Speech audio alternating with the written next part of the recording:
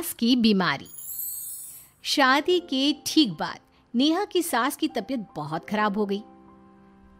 बताइए क्या हुआ है आपको? बेटे की शादी थी तो थकान हो गई। मौसम बदल रहा है तो जुकाम और बुखार हो गया। ऊपर से बहू के घर का खाना पता नहीं कैसा था कि पेट भी खराब हो गया। खाना तो बहुत बढ़िया था डॉक्टर साहब, सारे रिश्तेदार तारीफ कर रहे थे। रोहित की माँ इतनी कमज़ोर है कि जरा से में बीमार पड़ जाती है। डॉक्टर साहब आप सारी जांच करके देखिए, मुझे ऐसी क्या बीमारी है कि मेरी तबीयत ठीक ही नहीं रहती। फिलहाल तो ज़्यादा कुछ नहीं है, पहले आपके जुकाम बुखार और पेट का इलाज कर लेते हैं, फिर बाकी के टेस्ट करवा लेंगे। अभी आप ये दवाइयाँ ले आइए। पिताजी मैं डॉक्टर साहब को छोड़कर और दवाइयाँ लेकर आता हूँ। माँ जी तो बीमार थी, इसलिए नेहा ने किचन संभाल लिया। माँ जी अब आपकी तबीयत कैसी है? पहले से ठीक है। आप बैठिए, मैं खाना लगाती हूँ। तेरे बाबूजी और रोहित ने खाना खा लिया? रोहित तो टिफिन लेकर ऑफिस गए हैं माँ, और बाबूजी ने खाना खा लिया है। आप शुरू कीजिए। यह क्या, खाने में इतना तेल इतने मसाले? अरे अभी अभी तो तबीयत ठीक हुई है मेरी, तुम क्या मुझे वापस बीमार करना चाहती हो? नहीं माँ जी, ऐसा नहीं है। क्या हुआ? देखो ये बहू ने कैसा खाना बनाया है। खाना तो बहुत ही स्वादिष्ट था। अरे मैं ये खाना खाऊंगी तो बीमार हो जाऊंगी ना। ओह हाँ, बहू को अभी पता नहीं ना तुम्हारे बारे में, रोहित समझा देगा उसे। देख बहू, अच्छे से समझ लेना कि इस घर में कैसा खाना बनता है। हाँ माँ जी, मैं समझ लूँगी, लेकिन अभी आप कुछ तो खा लो।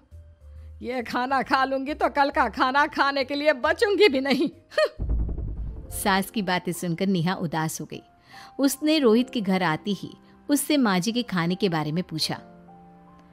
आज माँ जी ने मुझे खाने के लिए बहुत बुरा भला कहा। माँ को मसालेदार और तेल घी वाला खाना सूट नहीं करता, वो बीमार पड़ जाती हैं। ऐसी क्या बीमारी है माँ जी को? पता नहीं, आज तक कई डॉक्टरों को दिखाया, कितने टेस्ट करवाए, लेकिन कोई बीमारी पकड़ में ही नहीं आई। नेहा को कुछ समझ में तो नहीं आया, लेकिन उसने अपनी सास के हिसाब का खाना बनाना सीख लिया। माँ जी आज तो खाना ठीक है ना? खाना तो ठीक है, लेकिन ये मुआ रेडियो क्यों चल रहा है इतनी तेज आवाज में? वो माँ जी मैं अकेले काम करते करते बोर हो रही थी ना, तो टाइम पास करने के लिए चला दिया। तेरा इस टाइम पास के चक्कर में मेरा सर दर्द से फटने लगा है। तेज आवाज से मुझे माइग्रेन हो जाता है। सॉरी माँ जी, मुझे पता नहीं था। तुम्हें जब तक सब पता चलेगा तब तक मैं तो भगवान के पास ही पहुंच जाऊंगी। नहीं नहीं, ऐसा मत कहिए ना माँ जी। अब मैं कहीं भूख से ही ना मर जाऊं। खाना मेरे कमरे में रख दो। बेचारी नेहा, उस दिन उसे बहुत दुख हुआ। नेहा तुम रो क्यों रही हो? आज माँ जी ने मुझे बहुत बुरा भला कहा, मैं तो सिर्फ रेडियो सुन रही थी। ओहो, तुम माँ की बातों का बुरा मत मानो, उन्हें तेज आवाज से सर दर्द होने लगता है, दर्द की वजह से बोल दिया होगा कुछ। लेकिन मुझे तो ये सब पता ही नहीं था ना, इसलिए बाबूजी ने मुझे पहले ही फोन करके सब कुछ बता दिया, और मैं तुम्हारे लिए ये हेडफोन लाया हूँ। अब तुम अपने गाने भी सुन सकती हो और माँ को परेशानी भी नहीं होगी। ये सिर्फ एक बात का हाल है, लेकिन माँ को तो हर चीज से परेशानी है। अब क्या कर सकते हैं, माँ बीमार ही इतनी रहती है। लेकिन माँ को ऐसी कौन सी बीमारी है? तुम्हें बताया तो था, किसी भी डॉक्टर को माँ की बीमारी समझ में नहीं आ रही। अब तुम भी ये सब सोचना छोड़ दो, ये हेडफोन लो और अपने पसंद के गाने सुनो। रोहित के गिफ्ट से नेहा की एक परेशानी तो दूर हो गई, लेकिन उसके मन में कई सवाल खड़े हो गए। आज मैं देर से उठा हूं या तुम जल्दी उठ गई? वो माँ जी को कल रात भर सर दर्द हुआ ना, तो जल्दी उठकर उनकी जगह मैंने पूजा कर दी। अरे वाह, अच्छा अच्छा, हे भगवान, ये किसकी करामत है? ये तो माँ जी की आवाज है। चलो चल के देखते हैं। क्या हुआ माँ? अच्छा, ये घर में गुलाब कौन लाया? मुझे नहीं पता, मैं तो अभी उठा हूँ। माँ जी आप कल रात भर सो नहीं पाई, तो मैंने जल्दी उठकर पूजा पाठ किया। घर में फूल नहीं थे ना, तो मैं बाजार से गुलाब के फूल ले आई। नेहा, माँ को गुलाब के फूल की एलर्जी है। अब मुझे ये कैसे पता होगा? अच्छा, तुझे कुछ पता नहीं तो तू वही काम क्यों करती है जिससे मेरी तबीयत खराब हो जाए?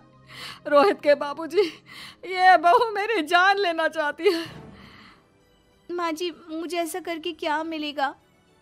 वो तो तुझे ही पता, लेकिन कुछ तो है। रोहित की माँ, बस करो। बेचारी बहू को कुछ पता ही नहीं है, बस इसलिए उससे गलती हो जाती है।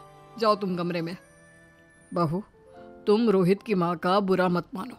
वो अपनी बीमारियों से इतनी परेशान है कि उल्टा सीधा बोल देती है। नहीं बाबूजी, मुझे बुरा नहीं लग रहा, मुझे चिंता हो रही है माँ जी की बीमारी की। ये बताइए कि माँ जी को ऐसी प्रॉब्लम्स कब से होने लगी? शादी के 6-7 महीने बाद से। बाबूजी, तब घर का माहौल कैसा था? अरे भरा पूरा परिवार था। मेरे बाबूजी, माँ, काका, काकी, मेरे दोनों बड़े भाई, दोनों भाभियाँ, दोनों के 2-2 बच्चे हैं, एक छोटा भाई और एक बहन। सब साथ रहते थे। इतना बड़ा परिवार? हाँ, मैं जब 10 साल का हुआ ना, तब पापा का ट्रांसफर यहाँ हुआ। उसके पहले तक तो हमारी जॉइंट फैमिली ही थी। और माँ जी किस चीज से बीमार पड़ जाती हैं? जब तेज गर्मी हो, ठंड हो या ज्यादा बरसात हो जाए। जब माँ ज्यादा थक जाए, जैसे दिवाली पर घर की सफाई या कोई फंक्शन हो, या ज्यादा मेहमानों के आने से घर का काम बढ़ जाए। तेज म्यूजिक, तेज लाइट या ऐसे कोई तेज स्मेल आ जाए। तो माँ जी की ये बीमारी ठीक हो सकती है। कैसे? सब पता चल जाएगा। आप कल माँ जी की टेस्ट रिपोर्ट लेने जाने वाले हो ना? हाँ। तो सुनिए क्या करना है। अगले दिन रोहित माँ जी की रिपोर्ट्स लेकर आता है। माँ, बाबूजी, नेहा। अरे क्या हो गया रोहित? माँ जी की रिपोर्ट आ गई है। कुछ सीरियस है क्या? जिसका डर था वही हुआ। अरे गोल गोल बातें मत कर, सीधी तरफ बता बेटा, क्या हुआ है मुझे? माँ, आपकी किडनी, लिवर सब फेल हो गया है। आपका दिल भी कमजोर हो गया है। डॉक्टर ने कहा है कि आपके पास सिर्फ 1 महीना बचा है। ये क्या बक रहा है? ऐसा हो ही नहीं सकता। मुझे लग ही नहीं रहा कि मैं इतनी बीमार हूँ। लेकिन माँ जी, रिपोर्ट झूठी तो नहीं हो सकती ना? हाँ, माँ को 20 साल की उम्र से बीमारी लग गई थी, लेकिन कोई डॉक्टर पकड़ नहीं पाया और अब ये बीमारियां बहुत ज्यादा बढ़ गई हैं। हाँ रोहित की माँ, तुम्हें याद है शादी के 6 महीने बाद से तुम बीमार रहने लगी थी। अरे लेकिन वो अलग था, मुझे ऐसी कोई बीमारी नहीं हो सकती। ये तुम कैसे कह सकती हो माँ? हाँ, तुम उस वक्त बीमार पड़ी थी ना, और अब डॉक्टर भी यही कह रहे हैं, तो सच ही तो होगा। और आप तभी से बीमारी तो रहती आई हैं। अरे लेकिन तब मैं बीमार थी ही नहीं। क्या मतलब? अरे तब मैं बीमारी का नाटक करती थी, मुझे कुछ नहीं हुआ था।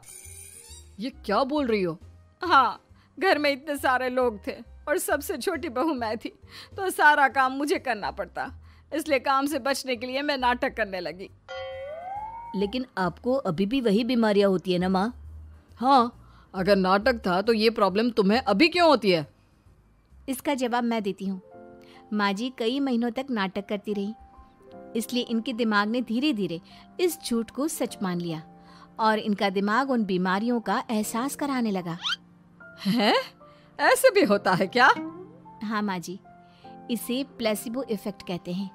जब आप बात बात पर बीमार पड़ने लगी तो मैंने अपने मामा से बात की, जो एक साइकोलॉजिस्ट है। उन्होंने बताया मुझे। तो ये रिपोर्ट्स? मैंने झूठी रिपोर्ट बनवाई थी नेहा के कहने पर, ताकि आप सच बताएं। यानी मुझे कुछ नहीं हुआ? नहीं माँ जी, और आपकी इस प्रॉब्लम का भी सोल्यूशन है। हम किसी अच्छे साइकोलॉजिस्ट को दिखाएंगे और आप जल्द ही ठीक हो जाएंगी। वाह बहू, मैंने तुझे इतना भला बुरा कहा और तूने मेरी जिंदगी भर की तकलीफें दूर कर दी। थैंक यू और सॉरी बहू। अरे मुझे भी तो सॉरी कहो, पूरी जिंदगी तुम्हारी सेवा की है, वो भी झूठ मूठ की बीमारी के लिए। हाँ हाँ, आप भी माफ कर दो मुझे, बस सॉरी।